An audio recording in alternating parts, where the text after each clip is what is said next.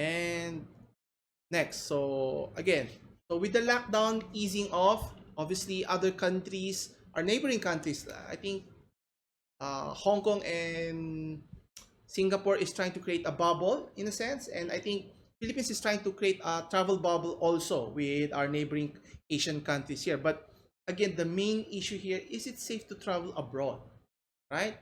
I mean, they're planning to set up a travel bubble with different Asian countries, which is a noble notion, so that you can open businesses, help not just our local economy but other economies as well. But the risk of getting infected is still too high, and opening too soon, you're inviting more trouble than necessary. But according to the Department of Tourism, Undersecretary Bong Bengson, so let's take a look here.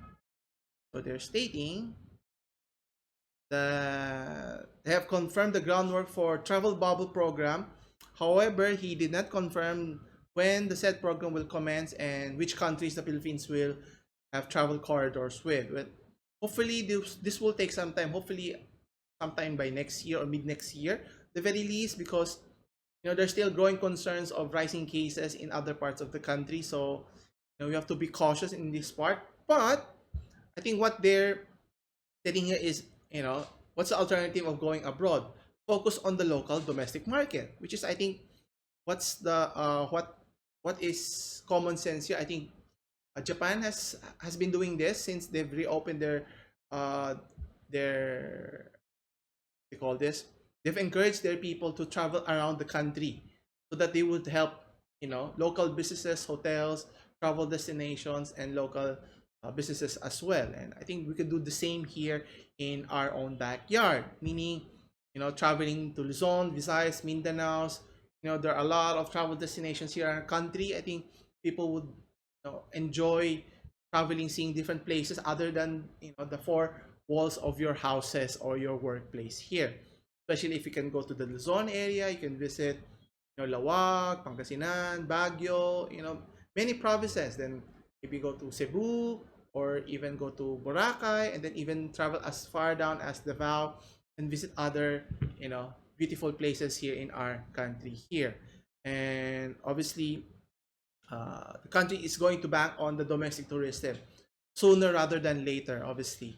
And one of the locations as mentioned here is Siargao, which is the surfing capital, which is already open for tourists. Which I think, if you're a surfer, a wannabe surfer who hasn't learned yet, but I would be interested to visit those places and see a different scenery, different change of scenery. So it would be a sight for sore eyes for many of us. And obviously, all domestic destinations should be open for all Filipinos if it's safe to travel around the country already. Now, they're hoping, according to Mr. Bengzon, that the overtime will be able to increase the number of Filipinos moving around, which I think is the key here. When's the best time? As long as the government can ensure the viability of movement within the country, as well as the safety of all citizens, I'm all for it. And I think it's high time now. Is it the right time? Is it this year or maybe early next year? We don't know, right? But according to him, he is confident that within the next few months, with the focus on domestic tourism, we'll be able to generate enough income to ride us over through this difficult time. Which I think is true, right? Helping local businesses grow is the key here. Even for a short critical period, that businesses would know that, let's say, in a month or two, or 3 months or 6 months, or whatever how long it is, that they would know at a certain time frame that businesses would resume, meaning people can travel again, which I think a lot of people are looking forward to, not just the businesses but also the travelers as well. And take note, according to the tourism, they're stating that the domestic tourism accounts for 80, 90, or 80 to 85% of tourism revenue as a whole. So obviously, investing in your local economy or local travelers is critical here.